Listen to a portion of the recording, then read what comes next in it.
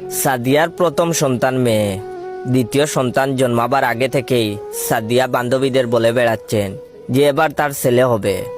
অবশেষে সেই শুভক্ষণ এলো। সাদিয়া একগাল হেসে সবাইকে বললেন, কি বলেছিলাম না? নার্সিং হোম থেকে ছেলেকে বাড়ি আনার পর বান্ধবীরা দল বেঁধে সাদিয়ার বাড়ি এলো তার ছেলেকে দেখতে। বিছানার উপর খাতা দিয়ে সুন্দর করে ঢাকা, ছেলে ঘুমাচ্ছে, শুধু মুখ আর দুটো হাত বাইরে। বান্ধবীরা বলাবলি করতে লাগলো। কেউ বলল, ছেলেটার মুখটা দেখছো, একদম বাবার মতো। কেউ বলল, চুল পুরাটাই বাবার মতো। আরেকজন বলল, হাতের গড়নটা দেখ, সেটাও বাবার মতো। এত কথাবার্তার শব্দে ছেলের ঘুম ভেঙে গেল। সে হাত পা ছুটতে শুরু করলো। তাতে কোমর থেকে খাতা গেল সরে। অমনি সবার চোখ কপালে।